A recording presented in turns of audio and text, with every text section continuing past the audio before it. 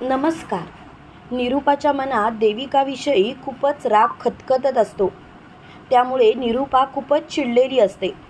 पाडव्याच्या दिवशी सत्याने मीराला पैंजण गिफ्ट दिलेले असतात आणि स्वतःहून त्याने तिच्या पायामध्ये ते घातलेले सुद्धा असतात. आता देविका पंकजला ओवाळणार तेवढ्यात मात्र निरूपाला खूपच राग येतो. निरूपा स्वतःशीच बोलते, ही मुलगी कायम खोटं बोलत आले, कायम फसवत आले. कशावरून मी हिच्यावरती विश्वास ठेवू की हिचा बाप फॉरेनला आहे? नाही, आता मला हिच्याशी कडक वागावंच लागणार. कारण जर का मी हिच्याशी कडक वागले नाही ना, तर हिचं सत्य समोर येणारच नाही. जर का हिचा बाप खरोखर फॉरेनला असेल तर एक ना एक दिवस ती घेऊन येईलच ना. तेव्हा बघू काय करायचं ते.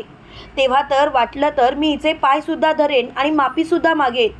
पण आता मात्र मला ही मुलगी या घरातच नको आहे.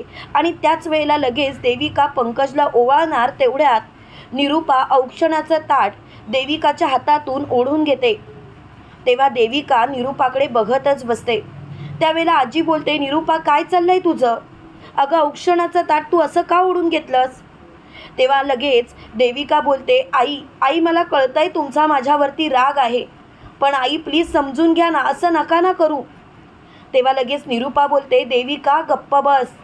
अगं खोटारडी आहेस तू, खोटारडी, एक नंबरची खोटारडी. तुझ्यावरती कोण विश्वास ठेवेल? आणि मी तर तुझ्यावरती विश्वास ठेवूच शकत नाही देविका.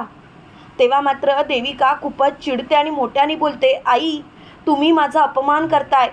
माझ्या नवऱ्याला ओवाळत असताना तुम्ही असं का वागताय? आई प्लीज स्वतःहून जरा विचार करा, तुम्ही किती चुकीचं वागताय. तेव्हा लगेच निरूपा बोलते, तुझी हिंमतच कशी होते ग माझ्याशी असं बोलायची? खोटेपणा तर तू केलायस आणि तू माझ्या मुलाला ओवाळणार? मला नको आहे तुझ्याकडून माझ्या मुलाला ओवाळलेलं. देविका आत्ताच्या आता तू इथून चालती पड, तुझं थोबाडसुद्धा पाहायचं नाही. आजपर्यंत मी तुझ्याशी प्रेमाने वागले, कायम या मीराचा दुस्वास केला, पण खरं सांगायचं तर तुझ्यापेक्षा कितीतरी पटीने ती चांगली आहे. कारण ती कधीच खोटं बोलत नाही. जे काही आहे ते तोंडावर आणि तिचं सगळं मला माहिती आहे. पण देविका तुझं काय? तेव्हा लगेच देविका बोलते, आई मी काय लपवलंय तुमच्यापासून? मी तर काहीच लपवलेलं नाही आणि तुम्ही माझ्यावरती चिडताय. तेव्हा लगेच देविका असं बोलताच निरूपा बोलते, काय लपवलंयस तू? काय लपवलं होतंस ते आठवतंय ना देविका तुला? आता तर मला खात्रीसुद्धा वाटत नाही की तुझा बाप फॉरेनला आहे. तेव्हा सत्या बोलतो, निरूपा आज मात्र मला खरंच खूप आवडलं.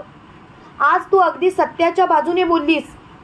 तेव्हा लगेच निरूपा बोलते, पनवती तू गप्पा बस रे, तुला कशाला मध्ये मध्ये चोंबडेपणा करायला पाहिजे. त्यावेळेला सत्या बोलतो, निरूपा अगं चोंबडेपणा नाही करत मी. अगं खरंच मला आज तुझं कौतुक वाटतं. का माहिती आहे का? कारण मला पूर्णपणे खात्री आहे तू चुकीची नाहीस. आज तू या देविकाला बरोबर जाब विचारलायस. अगं मला सुद्धा कधी कधी वाटतं की ही खोटंच बोलते. माझा सुद्धा हिच्यावरती विश्वास नाही आहे, पण काय करणार, नाईलाजास्त विश्वास ठेवावा लागतोय. पण आज मात्र तू हिला जाब विचारून अगदी योग्य केलंस. आता विचार हिला, विचार की नक्की हिचा बाप कुठे आहे. आणि जरी हिच्यावरती जरी चिडला असला तरी सुद्धा कधी तुझ्याशी तरी बोलणं करून दिलंय का हिने? तेव्हा लगेच देविका म्हणते, का आगीत तेल ओतण्याची कामं सत्या करतोयस? आधीच त्या माझ्यावरती चिडल्यात आणि तू उगाच त्यांना भडकवतोयस. पंकज अरे तू तरी काहीतरी बोल ना. तेवढ्यात निरूपा बोलते, तो काय बोलणार बबड्या, तोंडातून एकही शब्द काढायचा नाही.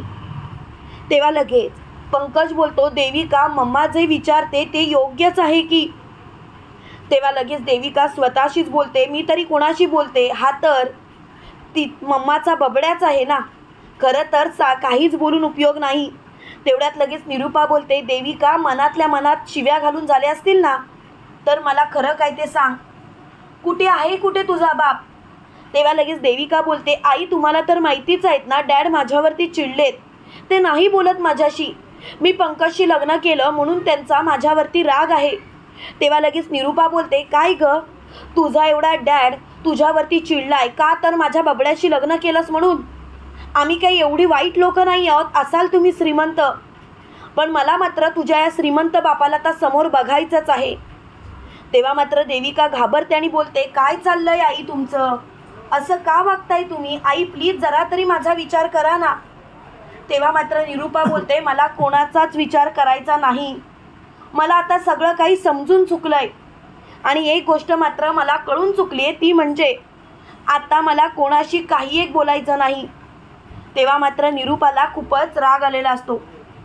निरूपा मोठ्याने बोलते, एक गोष्ट लक्षात ठेवायची, लवकरात लवकर सगळ्या गोष्टींचा पर्दाफाश करायचाच आणि मला तर आता या विषयावर काही एक बोलायचं नाही आहे. हा विषय जर का इथल्या इथे थांबला तर बरंच होईल. तेव्हा मात्र निरूपा खूपच चिडलेली असते. निरूपा मोठ्याने बोलते, एक लक्षात ठेव, कितीही काही झालं तरीसुद्धा मला आता हा विषय ताणायचा नाही आहे. हा विषय जर का इथल्या इथे थांबला तर बरंच होईल. तेव्हा मात्र निरूपाला खूपच राग आलेला असतो. निरूपा मोठ्याने बोलते, एकच लक्षात घे देविका, आत्ताच्या आत्ता इथून चालती पड आणि तेव्हाच या घरात पाऊल ठेव जेव्हा तू तुझ्या बापाला घेऊन येशील. तोपर्यंत तू माझ्या घरात पाऊल ठेवायचं नाहीस. तेव्हा देविका म्हणते, आई असं काय करताय तुम्ही? आई प्लीज, तुम्ही माझा अपमान करताय, असं नका ना करू. तेव्हा लगेच सुधाकरराव बोलतात, निरूपा ग असं काय वागतेस तू, जरा तरी स्वतःला सुधार. तेव्हा लगेच निरूपा बोलते, तुम्ही गप्प बसा, तुम्हाला मध्ये मध्ये बोलायची गरज नाही आहे, तुम्ही उगाच मध्ये मध्ये बोलूच नका. तेव्हा लगेच देविका बोलते, मीरा अगं तू तरी सांग ना. तेव्हा मीरा बोलते, देविका मी तर सासूबाईंना समजावेन सुद्धा, पण त्या माझं ऐकणार तरी आहेत का? आणि तसंही देविका त्यांची इच्छा काय आहे की तू तुझ्या वडिलांना इथे घरात बोलवायचं. अगं मग बोलाव ना, कशाला उगाच विषय ताणतेस. त्यावेळेला लगेच निरूपा खूपच चिडलेली असते. निरूपा मोठ्याने बोलते, हे बघ देविका, मला तुझ्या वडिलांना भेटायचं आहे आणि जोपर्यंत देविका तुझे वडील इथे येत नाहीत तोपर्यंत या घराचे दरवाजे तुझ्यासाठी कायमचे बंद म्हणत निरूपा देविकाला धक्के मारत घराबाहेर हकलते. देविका तोंडावर पडलेली असते. त्यावेळेला देविका खूपच रडकुंडीला आलेली असते.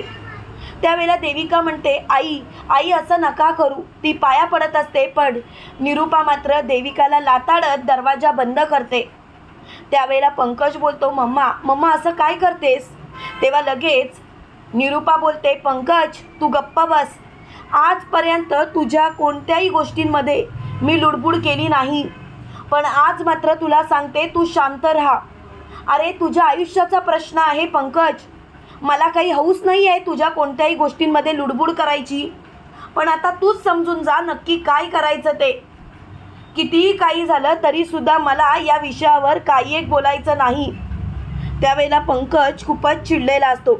त्यावेळेला पंकज बोलतो, बरं झालं तुम्ही सर्वांनी मला सगळं काही सांगितलं ते, पण आता मात्र मला एक गोष्ट कळून चुकली, ती म्हणजे तुम्ही सगळेजण माझा दुस्वासच करताय. तेव्हा लगेच निरूपा बोलते, तुला समजायचं आहे ना ते बबड्या समज, पण या पोरीला घराबाहेर काढलंय जेणेकरून तिचा बाप आपल्या समोर आला पाहिजे. तर इकडे देविका म्हणत असते, कुठून आणू मी माझा बाप? आता तर आईसुद्धा हट्टाला पेटल्यात, काहीही सांगून उपयोगाचं नाही. मला तर कळतच नाही आहे की काय करावं ते. पण एक गोष्ट मात्र नक्की, कितीही काही झालं तरीसुद्धा मी आता शांत बसणार नाही. एकेकाला एकेकाची लायकी दाखवणारच. तेव्हा मात्र निरूपा इकडे म्हणत असते, देविका दरवाजासमोर रडत बसून काही होणार नाही, निघ आता इथून, आणि तेही कायमचं. आणि देविकाला निरूपाने चांगलंच हकललेलं असतं, तेही कुत्र्यासारखं. तुम्हाला काय वाटतं मित्रांनो, खरोखर आता देविका काय करेल? खरोखर देविका स्वतःचा नाटकी बाप निरूपासमोर आणेल का? कमेंट करून नक्की कळवा. आणि असेच मालिकेंचे नवनवीन अपडेट पाहण्यासाठी व्हिडिओला लाईक आणि चॅनलला सबस्क्राईब करायला विसरू नका.